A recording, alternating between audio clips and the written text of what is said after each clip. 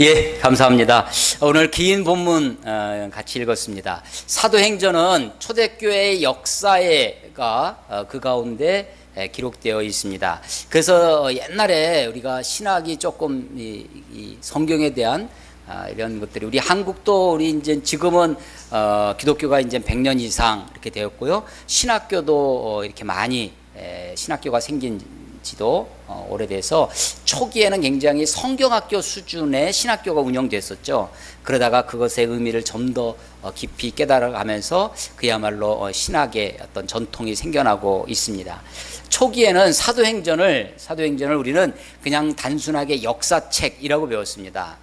우리가 그래서 초대교회 역사를 가르쳐주는 책이구나. 우리가 그렇게 성경을 읽었는데, 그래놓고 가만히 보니까 우리가 사회에서, 세상에서, 여러분들이 학교에서 배우는 그런 역사책과는 다르다는 것을 알게 됩니다.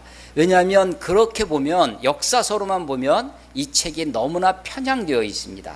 그러니까 일반적인 역사책이 아니라 이 책은 특별한 어떤 의도를 가지고 역사를 쓴 것입니다. 그래서 이 사도행전도 단순한 역사책이 아니라 누가의, 이것을 쓴 저자가 이름이 누가입니다. 누가, 사람 이름이에요.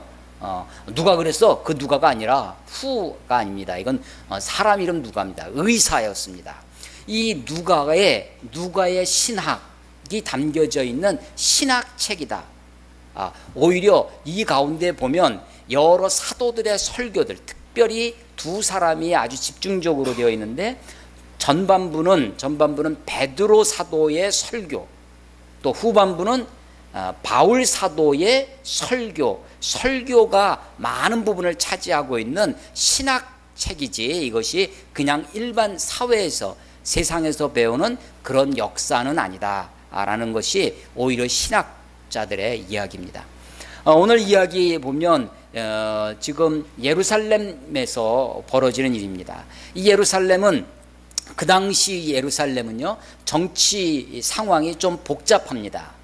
단순하지가 않다는 얘기죠. 왜 그러냐면, 사실은 이스라엘 나라만 있는 것이 아니라 그 당시 지중해 일대를 다스리고 있던 로마라고 하는 제국이 있었습니다. 그러니까 제국은 그 밑에 여러 나라들이 있는 거죠.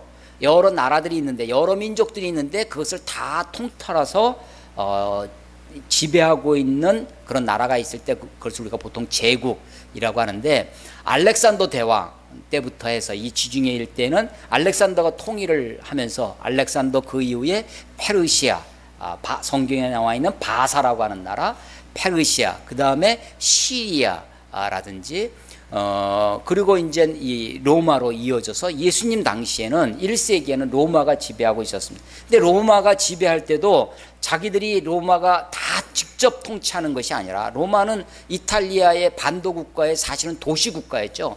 그 여자 하이힐처럼 생긴 지도 있지 않습니까? 거기에 도시 국가에서 출발한 이 로마가, 그 작은 로마가 그 지중해 소아시아, 오리엔트 지역과 유럽까지 다 어떻게 지배할 수 있겠습니까? 그러니까 다 일종의 위임 통치하는 거죠. 그래서 두 가지 조건만 만족하면 대부분은 자치를 그 나라가 자치할 수 있도록 했습니다. 하나가 뭐냐면, 세금을 다 그 나라를 정복하는 것은 사실은 세금 때문에 그러는 거죠. 다 경제적인 문제입니다. 그러니까 세금을 잘 바쳐야 됩니다. 세금 잘 바치고, 그리고 반란을 일으키면 안 됩니다. 반란을 일으키면 곧바로 가서 진압을 하는 거죠. 그런데 저 먼 나라까지 가서 진압을 하기 위해서는 뭐가 있어야 되냐면, 도로가 있어야 됩니다. 로마 군대의 특징은 기병대입니다. 기병, 오늘도 여기 보면 기병이라는 단어가 나오는데, 떠그덕떠그덕 말 타는 거 있죠? 기병입니다. 요즘식으로 하면 기병은 아마 전차 부대에 해당될 겁니다. 탱크, 아주 강력한 힘을 가지고 있는 이 기병, 로마 기병은 아주 무섭습니다. 그런데 이 로마가 아무리 기병이 잘 갖춰져 있어도 기병이 갈 수 있는, 말이 갈 수 있는 길이 없으면 아무 소용이 없는 거죠. 그래서 로마의 집정관들은 그러니까 우리식으로 하면 대통령 이런 거예요. 그래서 로마는 집정관이 2명이 있었습니다. 한 사람은 로마 자기 시를 지키고 한 사람은 전쟁터에 나가서 싸우고 2인 집정관이 많이 있었어요. 그러다가 그것을 한 통합한 것이 황제가 되는 거죠. 로마 황제가 되면서 황제를 숭배하고 막 그렇게 되는데, 이 집정관이 된다든지 황제가 되면 그들의 치적 중에 하나가 뭐냐면 제일 높게 치는 치적은 도로를 닦는 겁니다. 그래서 어디를 정복했다면 그 나라에 가는 길을 닦는 거예요. 로마 가도라고 하는 유명한, 요즘 식으로 하면 그게 고속도로입니다. 물론 아스팔트 그런 길은 아니고 돌로, 밑에 바닥을 돌로 깔아놓는 거죠. 그 돌로 깔아놓으면 그 위에 말이 얼마든지 달릴 수 있는 거죠, 기병들이. 그래서 저 끝에 변방의 나라라도 반란을 일으키면 그 도로, 로마, 그래서 모든 길은 로마로 통한다 라는 말이 나오는 거죠. 그 길로 기병이 가가지고 진압을 하는 겁니다. 강력한 기병이 가가지고. 그게 이제 로마가 지중해 일대를 다 다스릴 수 있었던 아주 중요한 역할이 되는 것이죠. 그래서 이 로마가 이스라엘을, 예루살렘을 중심한 이스라엘을 다스릴 때도 총독 여기 나와 있지만요, 총독이라는 것은 로마에서 파견한 사람이고, 벨리스 총독이 나오지 않습니까, 이름이? 이 벨리스 총독은 평상시에는 가이사라라고 하는 항구 도시의 주둔에 있습니다. 우리식으로 설명을 하면 서울이 있지만 인천항 정도 됩니다. 항구가 가이사라예요. 가이사라, 케자르, 시저라는 뜻이죠. 황제 이름이 붙어 있습니다. 거기에 이제 헤롯 왕이 로마에 아부하기 위해서 헤롯궁을 졌습니다. 그리고 거기를 가이사라라고 하는 이름을 붙여놨죠. 그래서 거기에 해변 항구 도시 가이사라에 주둔하고 있다가, 이스라엘 사람들이 주로 언제 많이 모이냐면 이 절기 때, 유월절이라든지 이런 초막절이라든지 이런 절기 때 예루살렘의 순례객들로 모입니다. 이 사람들이 많이 모이면 그때 반란이 일어날 수가 많았습니다. 그래서 우리도요, 우리 옛날에 데모 많이 하던, 저는 이제 80년대 대학을 다녀서 데모를 많이 하던 민주화 시대였거든요. 그래도 그때 이제 대학가에 축제가 있습니다. 학생들 축제. 그럼 축제 때 막 학생들이 많이 모이잖아요. 그러면 덩달아 경찰들도 학교에 많은 거예요. 왜냐하면 그때 데모를 많이 하니까.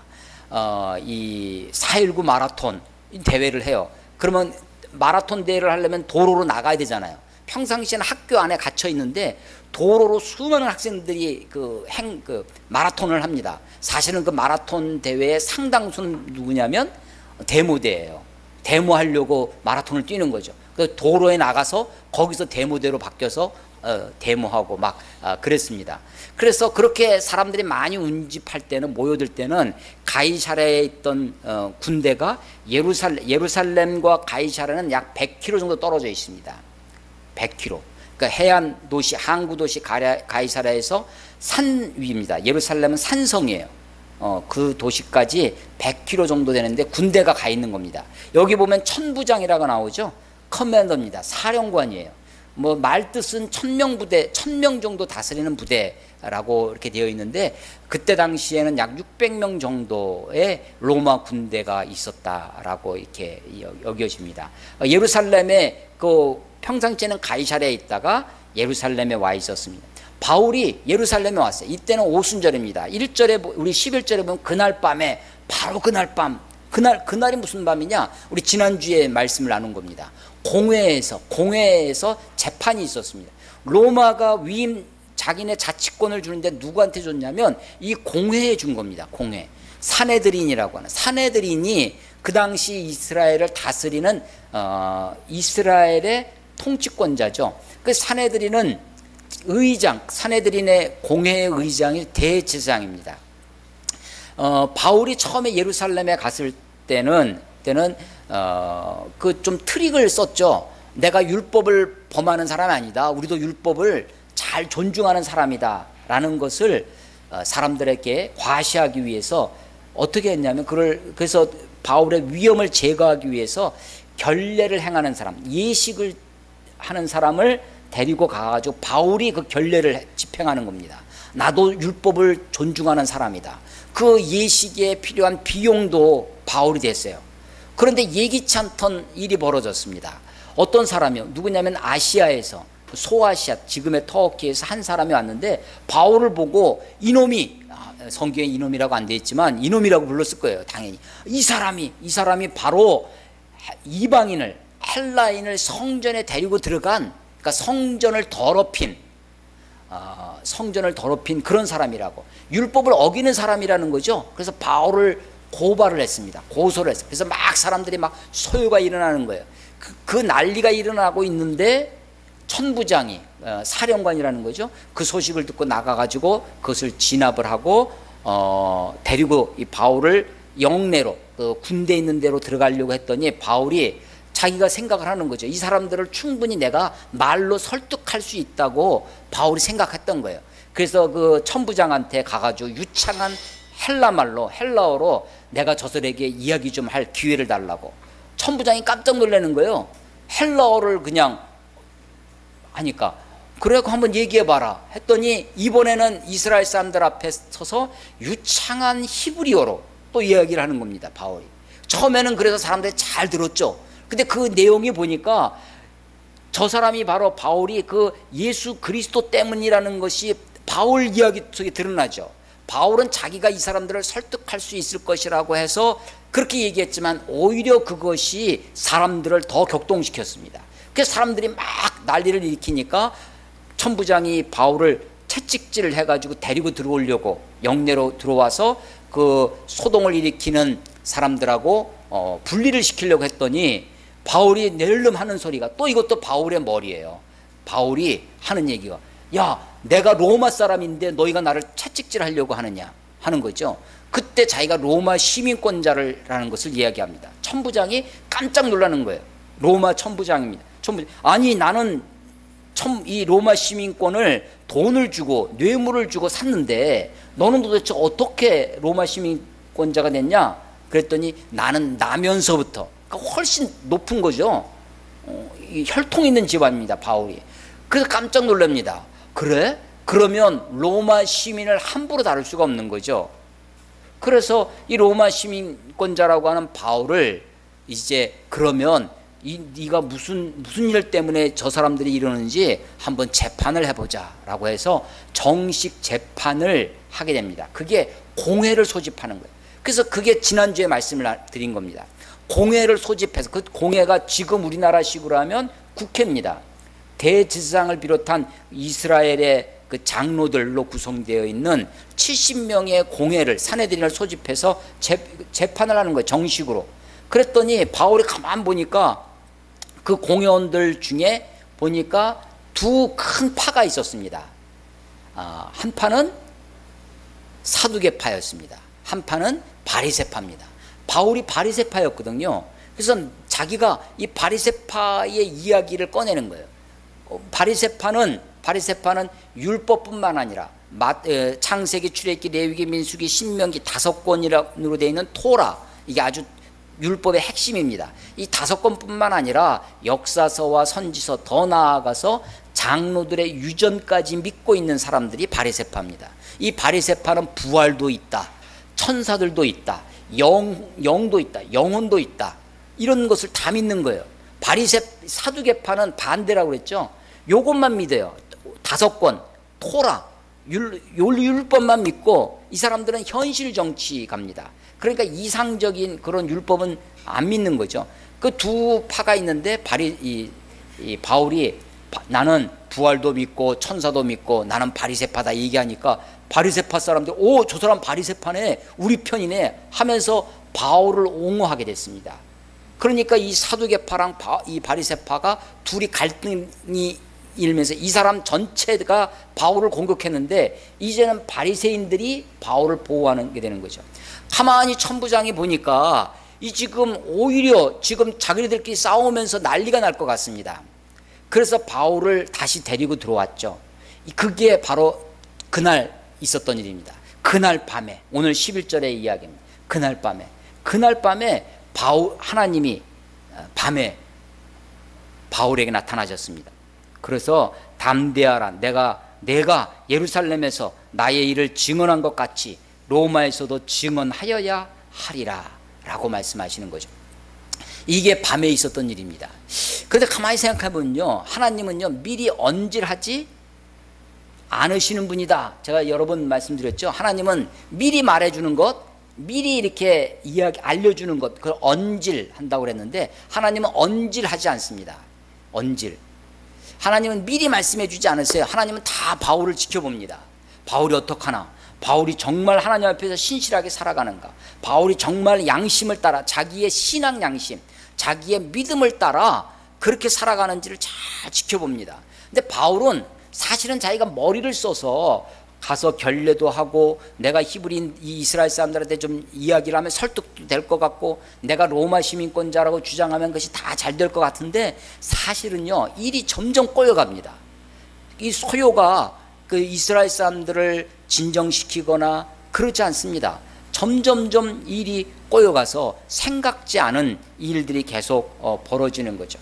하나님이 가만 지켜보시다가 그날 밤에 말씀하십니다.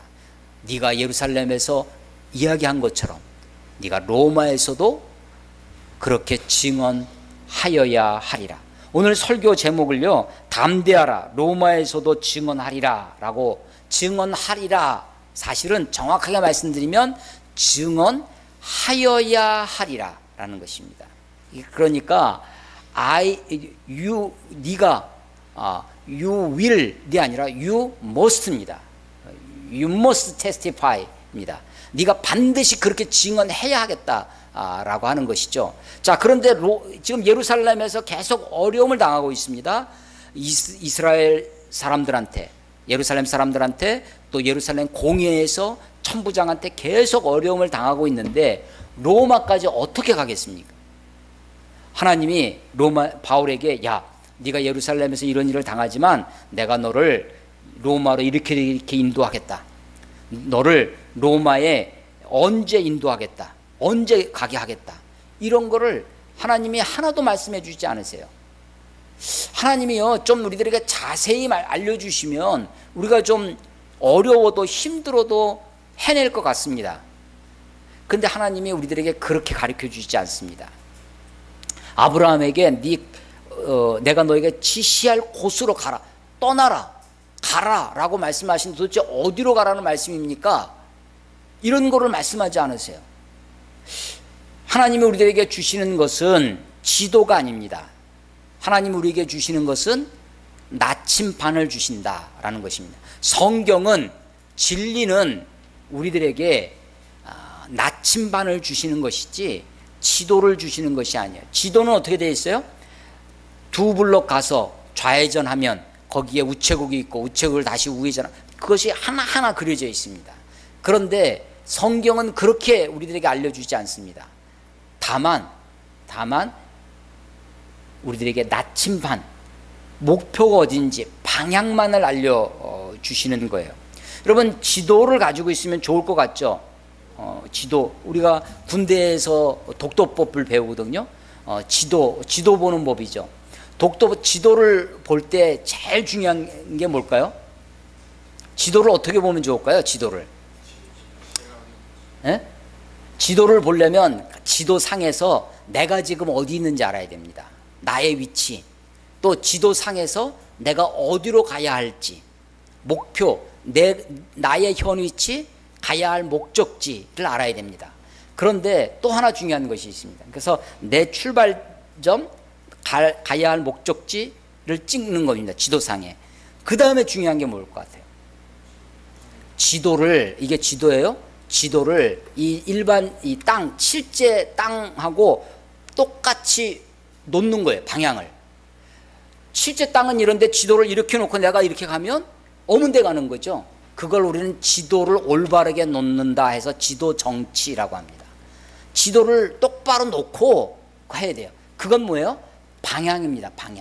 방향이 틀리면 내가 아무리 정확한 지도를 가지고 있어도 그 지도를 따라서 가면 어문대, 틀린 곳을 가는 거죠. 방향입니다. 방향. 이 방향을, 나침반을 주시는 것은 이렇습니다. 나침반만을 보고 가면 가다가 강이 나와요. 그럼 어떻게 해야 돼요? 그 강을 헤엄쳐서 위험을 무릅쓰고 헤엄쳐서 건너가든지, 아니면 건너갈 수 없으면 건너갈 수 있는 낮은 곳으로 가기 위해서 저 상류로 올라가든지, 다리가 있으면 하루로 내려가든지, 목표는 여기에요. 그런데 강이라고 하는 장애물 때문에 나는 일시적으로 틀린 곳으로 가는 거죠. 위로 가든지 밑으로 가든지.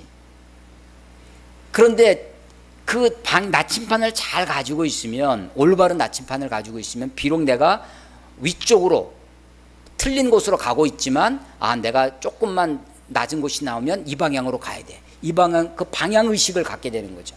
말씀은 그렇습니다. 진리는 우리들에게 항상 올바른 방향의식을 주는 것이죠. 로마에 가서 너희가, 바울에게 네가 로마에서도 증언하여야 하리라 라고 말씀하십니다. 로마에 언제 갈 수 있을지, 어떻게 갈 수 있을지 그거를 가르쳐 주진 않으세요. 다만 우리에게 목표를 가르쳐 주십니다. 로마라고 하는, 그리고 그곳에서 해야 할 일, 주님을 증언하는 일을 우리들에게 가르쳐 주시는 거죠. 그리고 나서 그 다음날 아침 일찍 유대인들 이야기가 나옵니다. 이 유대인들이 바울이 지금 사두개파와 바리새파가 싸우는 그 공회에서 잠깐 살았는데, 그 공회에 있는 유대인들이 당을 지었다는 것은 결사대를 조직했다는 것입니다.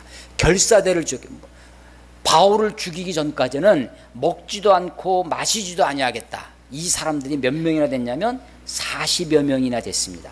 바울 죽이는 결사대. 요즘식으로 하면 뭐예요? IS 같은 거죠. 시리아에 있는 이런 게 형성되는 겁니다. 이런 것은요, 이 사람들이 맹세를 해요. 맹세를 하면서, 맹세했다, 이런 맹세는 헛맹세입니다. 여러분, 혹시라도 이렇게 사람들 만날 때 사람들 중에 이렇게 허풍을 떠는 사람이 있습니다. 이야기를 말을 해도 좀 극단적으로 하는 사람 있죠. 내가 그 일을 하면 내가 반드시 내 손에 뭘 지진다고요? 장을 지지겠다라고 막 그렇게 장담하는 사람들 치고, 그것을 제대로 지키는 사람 별로 없습니다. 내가 만약 그러면 뭘 갈아요? 성을 간다고 하죠. 만약에 내가 뭐 이렇게 하면 내가 네 누구라고? 막 그런 얘기를 하는 사람이 있어요. 이렇게 장담을, 허풍을 떠는 사람들이 있습니다. 사실은요, 그렇게 하는 사람일수록 사실은 약속 지키는 사람이 별로 없습니다. 그것을 제대로 하는 사람이 없어요. 이 사람들이 바울을 죽이기 전까지는 먹지도 않고 마시지도 아니겠다 했으면 바울을 못 죽였어요. 나중에 이 사람들 다 어떻게 해야 돼요? 다 굶어 죽어야지. 근데 바울 때문에 굶어 죽었다는 사람 없습니다. 여러분, 우리나라도 굉장히 극단적인 게 많아요. 무슨 아파트 이렇게 이 재개발 같은 거 하면 현수막 붙입니다. 뭐라고 붙여요? 결사 반대, 죽음이 아니고서는 막 그런 걸 붙이. 그래서 물론 그래도 그러다가 죽음을 당한 그런 안타까운 그런 소식도 있지만, 그렇게 해서 이 사람들이 참 허풍을 떠는 거죠. 헛맹세를 해. 바울을 죽이겠다고. 그런데 이 사람들이 작전을 하나 짰습니다. 다시 공회를 소집해라. 그리고 바울이 그 공회의 그 재판에 나올 때 우리가 매복하고 있다가 바울을 죽이겠다라고 작전을 짰습니다. 근데 그거를 안 사람이 있어요. 누가 알았냐면 바울의 생질, 16절에 보면 바울의 생질, 조카입니다. 조카. 누나의 아들이에요. 바울의 시스터, 바울의 누이의 아들이 이 이야기를 들었어요. 조카가 생질이 듣고 그것을 바울에게 가서 이야기합니다. 그랬더니 바울이 이 청년, 그 생질을, 조카를, 여기 청년이라고 나오는데 그 청년을 백부장에게 소개합니다. 백부장, 이 사람을 꼭 천부장에게 만나게 해달라고. 그러니까 바울은요, 어떻게 일이 진행되어지는지 잘 아는 거예요. 백부장에게만 이 사실을 얘기하면 백부장은 하급 지휘관이기 때문에 일이 잘 조치가 안 됩니다. 꼭 이 사람을 천부장에게 데려가라 라고 얘기를 해줍니다. 천부장이 그 이야기를 듣고서는 이 지금 로마 시민권자인 바울이 잘못하면 죽게 되죠.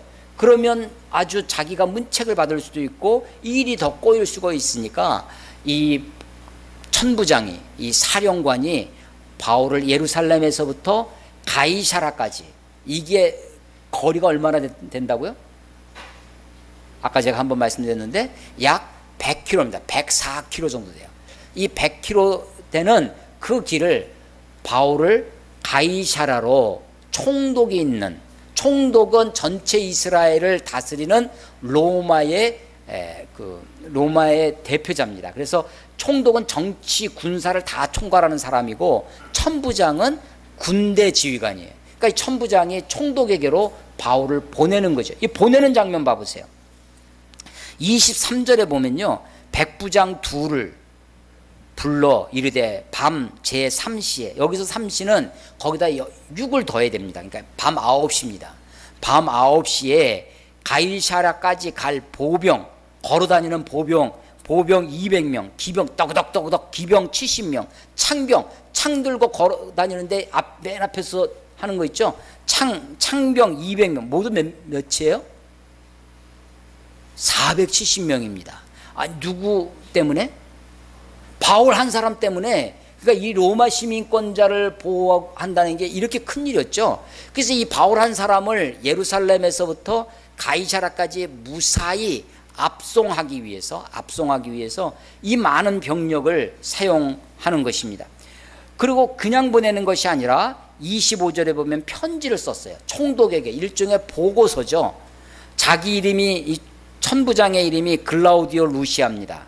26절, 글라우디오 루시아는 총독 벨리스 각하께 문안하나이다 라고 하면서 이 사람, 바울, 이 사람은 보니까 다른 어떤 것도 잘못을 자기가 찾을 수 없었다. 29절, 고발하는 것이 그들의 율법, 종교적인 문제에 관한 것일 뿐 한 가지도 죽이거나 결박할 사유가 없음을 발견했나이다. 그렇지만 지금 공회가, 이스라엘의 대표자들이, 이 공회가 지금 이 사람들을 고발하고 공회가 지금 막 날리기 때문에 저들의 이야기를 총독 각하께서 직접 들어보시고 재판해 주십시오 라고 그렇게 편지를 보낸 거예요. 그러니까 바울이 점점점 큰 재판을 받게 되는 겁니다.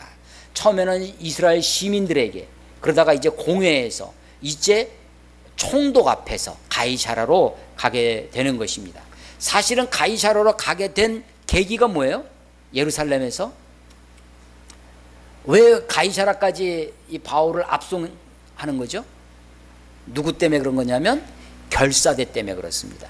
바울을 죽이려고 했던, 작당했던, 바울이 죽기 전에는 먹지도 마시지도 않겠다고 결심했던 이 악한 무리들 때문에 그렇습니다. 이 사람들이 꾀를 내서 바울을 매복했다가 죽이려고 했다는 거 아니에요? 그런데 그것 때문에 바울이 어디로 가요? 가이사랴로 갑니다. 그것 때문에 가이사랴에서 또 로마로 가게 되는 것입니다. 악인의 계획 때문에, 악인의 어떤 술수 때문에, 그 악한 일 때문에 바울이 일이 꼬였어요. 예루살렘에 갔던 일이 완전히 꼬여서 자기 의도와 목적을 하나도 이루지 못하고 거기서 체포돼서 지금 가이사랴까지 압송이 되는 것입니다. 여러분, 창세기에 보면 요셉이 있습니다. 요셉은 원래 아버지 야곱에게 아주 편애를 받던 사람입니다. 남들은 다 그냥 보통 옷 입고 그냥 다 살았는데 이 요셉은 아버지에게 아주 편애, 사랑을 받아서 채색 옷, 아주 때때옷, 아주 좋은 옷만 입고 살 정도였죠. 형제들의 미움을 받습니다. 형제들이 그 요셉을 어떻게 해요? 노예로, 종으로 팔아버렸습니다. 이 형들이 악하죠. 아니, 아무리 그러기로서니 동생이 밉다고 해서 처음에는 어떻게 하냐면 이 동생을 죽이려고 했습니다.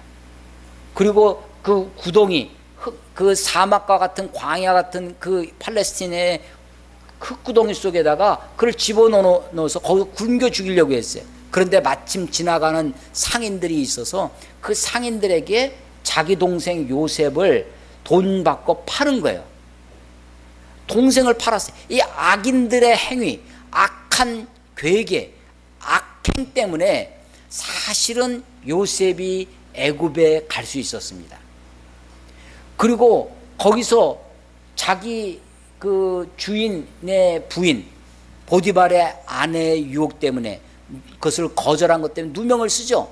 그 누명을 쓴 아주 더러운, 아주 치사한, 아주 불명예스러운 성추행범, 강간미수범으로 감옥에 갑니다.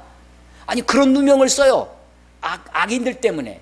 근데 그 악인들 때문에 감옥에 가 있어서 그 감옥에서 바로 애굽 왕의 바로의 신하들을 만나게 됩니다. 그 신하들의 꿈을 해몽해 주는 거죠. 자, 보세요. 악인들의 행동이 있습니다. 악행이 있어요. 우리가 그것 때문에 고통을 당할 수 있습니다. 그것 때문에 삶이 어려워질 수 있습니다. 내 일이 꼬일 수가 있습니다.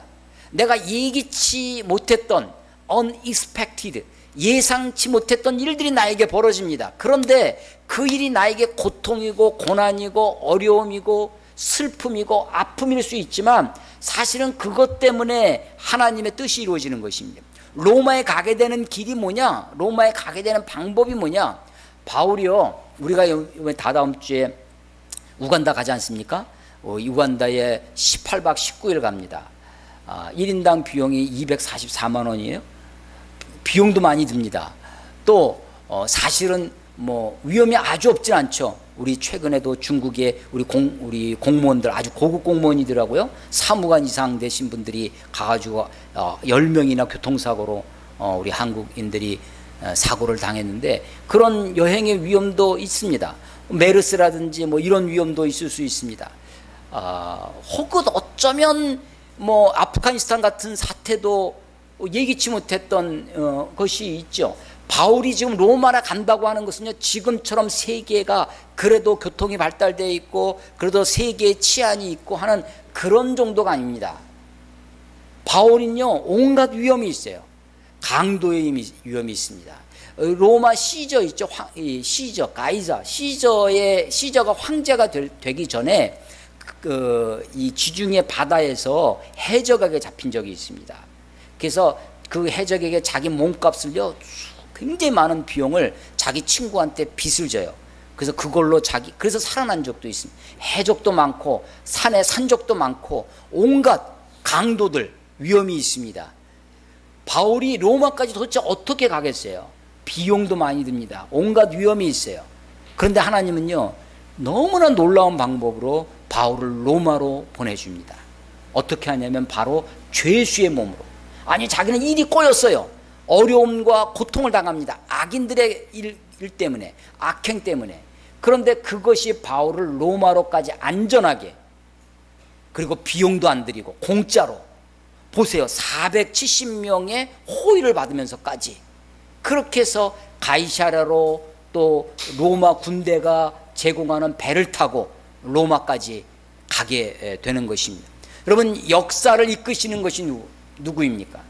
역사의 주인이 무엇입니까? 여러분, 요셉의 경우를 다시 한번 생각해 보세요. 그 요셉을 통해서 그 역사가 이루어지는 것이 요셉 뜻대로입니까? 아니면 요셉의 형제들, 악인들로 등장하는 요셉의 형제들의 뜻대로입니까? 아니면 그 당시 세계를 지배하던 애굽의 왕, 절대 권력을 휘두르던 바로의 뜻대로입니까? 누구 뜻대로이겠습니까? 아니면 자기 식구들 잘 돌보고 내가 사랑하는 자 이 요셉을 어떻게든지 했던 아버지 야곱의 뜻대로입니까? 누구의 뜻대로입니까? 예, 역사는 하나님의 뜻대로 되는 것입니다. 악인의 뜻대로 되는 것도 아니고 내 뜻대로 되는 것도 아니고 여러분 뜻대로 되는 것도 아닙니다. 역사의 주인은 하나님이십니다. 여러분, 바울이 지금 공회에서부터 천부장에서 이제 에서 가이사랴로까지 압송되어지는 장면입니다. 그런데 우리가 그 하나님의 뜻을 다 알 수 있다, 알 수 없다? 알 수 없다는 것입니다. 하나님은 그 뜻을 미리 우리에게 알려주신다, 안 알려주신다? 안 알려주신다. 언질해 주지 않으십니다. 미리 얘기해 주는 거 있죠? 이건 다 좋지 않습니다. 그래서 우리가 거기다가 질자를 쓰는 겁니다.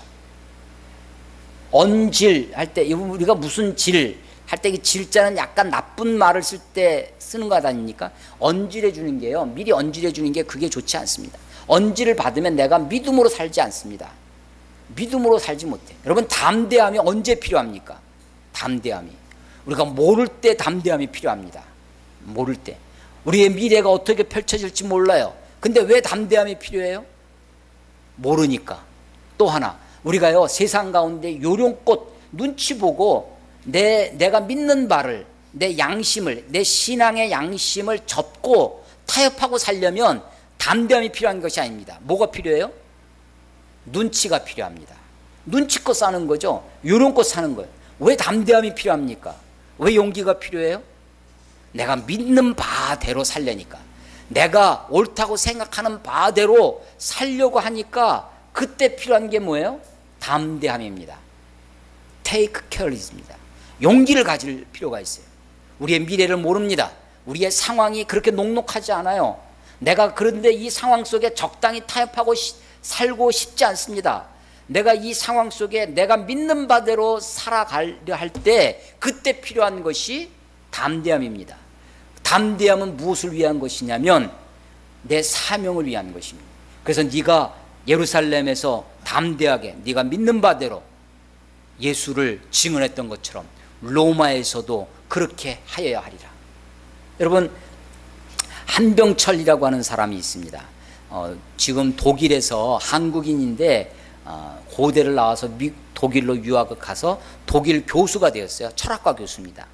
이분의 책은 아주 우리나라에 몇 권이 번역되어 있는데 다 베스트셀러가 되고 있습니다. 그 중에 하나가 피로사회라는 책이 있어요.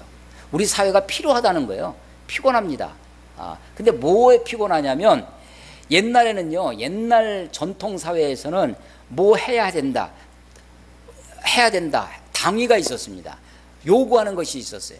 그런데 지금은 그렇지 않습니다. 지금은 하고 싶다, 욕망, 뭐든지 우리가 하고 싶은 욕망을 불러일으킵니다. 더군다나 왜 피곤하냐면, 세상에 보면 성공한 사람들이 있습니다. 출세한 사람들이, 세상은 계속해서 우리들에게 어떻게 도전하냐면 세상에서 성공한 사람들을 보여줍니다. 그게 광고 전략이죠. 이 광고가 대표적입니다.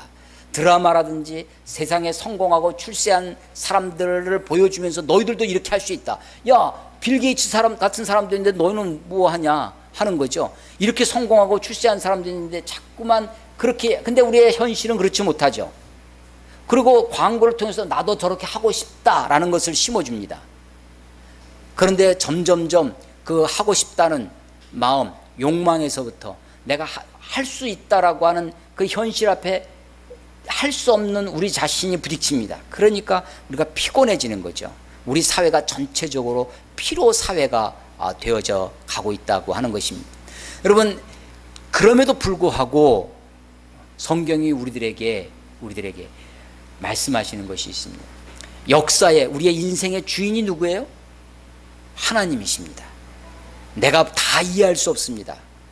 알 수 없어요. 우리의 미래를 알 수 없습니다. 왜 이런 일이 나에게 벌어지는지, 왜 내가 이런 처지에 놓이게 되는지, 나는 그래도 나름대로 믿음으로 살려고 하는데, 나는 그래도 좀 착하게 사는 사람 하려고 하는 사람인데 일이 참 어렵습니다.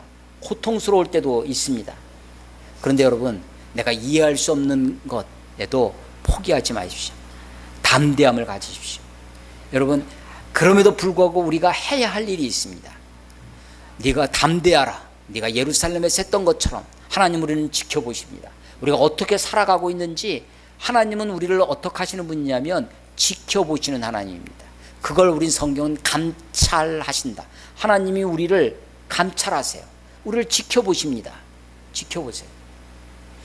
우리가 믿음으로 살아가는 우리들을 하나님이 우리를 지키시고 보호하시고 이끄실 것입니다. 여러분, 저는 이렇게 생각합니다. 마태복음 마지막 장 28장에 보면, 그러므로 너희는 가서 모든 족속으로 제자를 삼아 아버지와 아들과 성령의 이름으로 침례를 주고 내가 너에게 분부한 모든 것을 가르쳐 지키게 하라. 볼지어다 내가 세상 끝날까지 너희와 항상 함께 있으리라. 우리와 항상 함께 있다고 임마누엘의 약속을 주셨습니다. 여러분, 가만히 생각해 보세요. 임마누엘의 약속을 누구에게 주셨습니까? 모든 그리스도인에게 주셨습니까?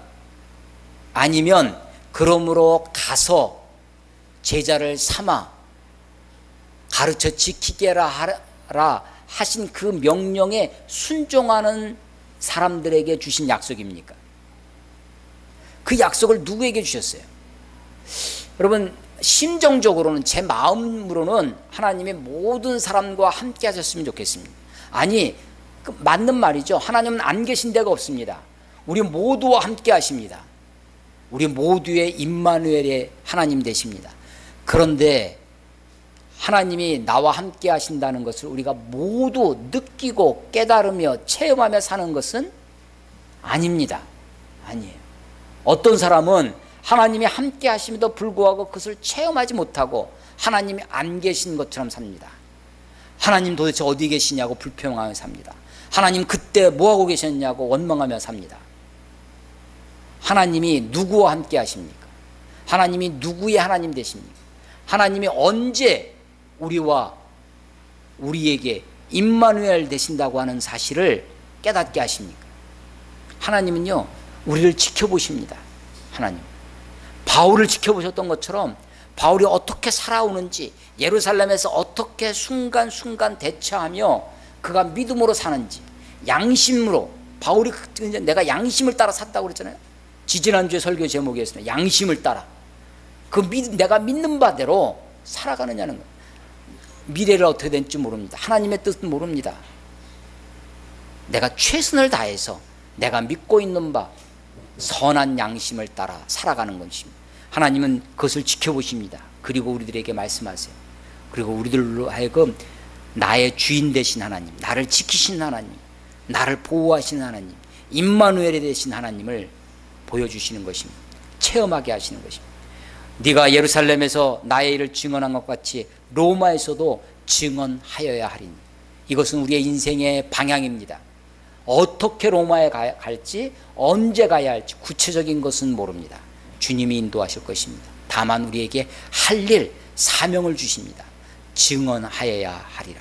그 사명을 붙들고 살아갈 때 우리의 인생이 어떻게 펼쳐지든지, 우리에게 무슨 상황이 펼쳐지든지 하나님이 나의 하나님이시고 하나님이 역사의 주인 되시고 우리의 인생을 섭리하시는, 붙들어 주시는 하나님이라는 사실을 경험하게 되리라 믿습니다.